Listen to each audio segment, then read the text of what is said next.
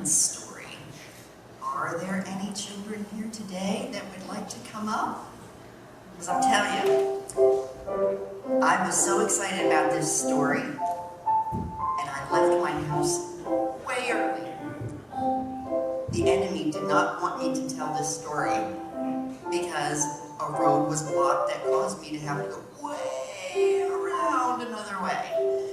So if I appear flustered, pray for me that what do I have here?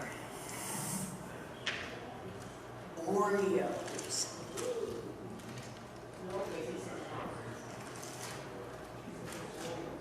Who here likes Oreo cookies? Anybody as bigger kids like Oreo cookies too? Oh yes, I know I do. Okay, here's what I want to tell you today. It's about being of the world, not in the world. And that's a hard concept to try to get, especially when there are so many negative things around us and sin, okay? And it's about peer pressure. Do you know what peer pressure is? What peer pressure is? I know as we get older, we know about it more and more. And actually, it doesn't just happen in your young years. It can happen all life through.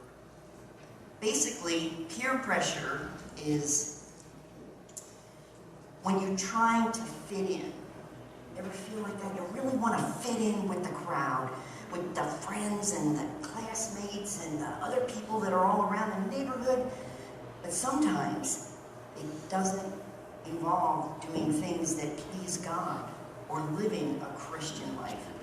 We're dealing with like a persuasive influence just to be able to fit in. So it might mean doing something that's not pleasing to God, not being a Christian. You know what I mean? But don't you think it would be so much easier if just everybody was a Christian? That's it. Everybody was a Christian. It was a perfect world. You wouldn't have to worry about, well, will they like me? And I'll fit in and maybe I'll do something that they're thinking is cool, but I know it's wrong. But if that were the case, if everybody, it's not realistic. And it's not the way it is. Unless, of course, we want to kick everybody off the planet. That doesn't work. Or you could stay locked in your room, never see anybody, never go on trips, don't go to school, don't go to church, don't see anybody. Don't go on any trips. Does that sound like fun? Of course not. And you know what? God doesn't want you to lock yourself away. Okay? No radios, no computers, nothing? Wow. I don't think I would like that either. So, God's asking us, we're going to have to learn to deal with this. And what's one of the first things that you can think of when you start to feel, well, I'd like to go off on, I could feel influenced and I could feel everything, just a little bit. What would you do? Would you pray? Would you ask God to come close to you and help you and strengthen you? Yes. Okay. So we understand, get an idea of what I mean by the peer pressure, okay? So I'm going to use an example, and also when I'm saying this, I'm trying to say being in the world, but not of the world, okay?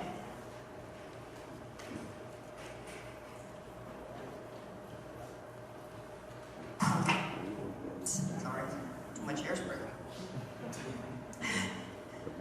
So, I'm going to do an example to try to explain that, okay? So right here I have a paper plate, okay? Or last one, actually. And you want to come closer to see. What am I sprinkling? Why don't you come down? What did I sprinkle? Stars. Okay. The paper plate represents, or we're going to use this as an example of the world, okay? And the stars are God's shining stars, okay? Now, they both were made in two different places. You agree? Okay. But the stars that I've sprinkled on this plate, are they of the plate? They're just on the plate, right? They're just floating on top. They're not part of it, are they? Okay, so we get that part. That's being in the world, but not of. Okay? We don't let it in. Now, I'll bet you're wondering about these Oreos. You know what God has to say about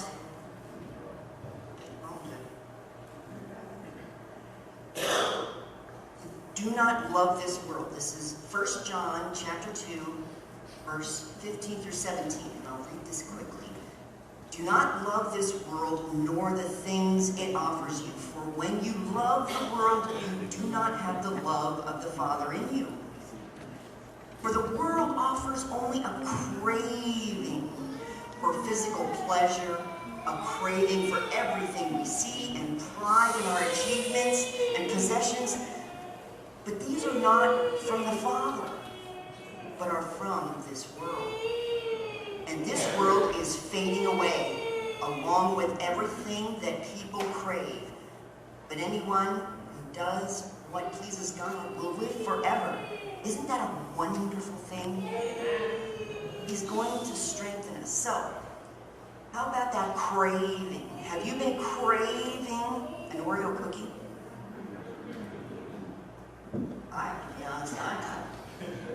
Anybody here? I'd be craving the cookies, especially I'm seeing them right in front of me. So, as an example,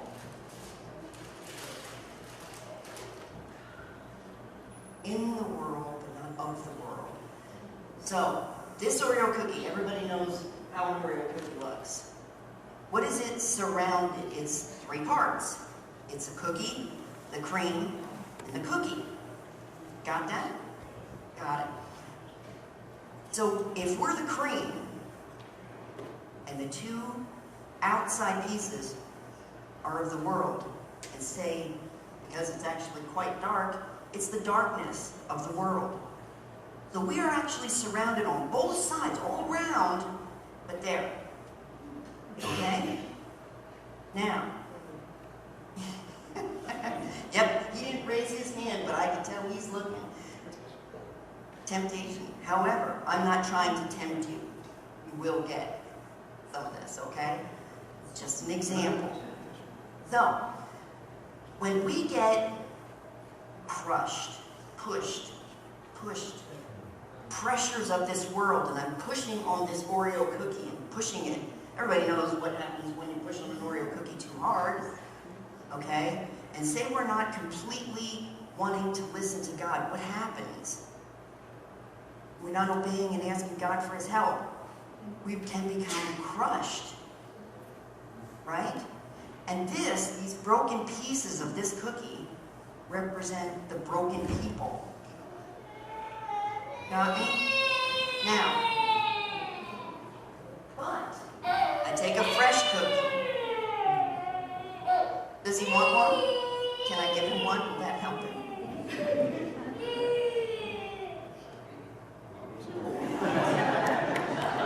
That helps. Yes, indeed. Okay. Don't worry about it. I'm not missing you. You're paying attention to one. Okay. So I take a fresh cookie now. This one's whole.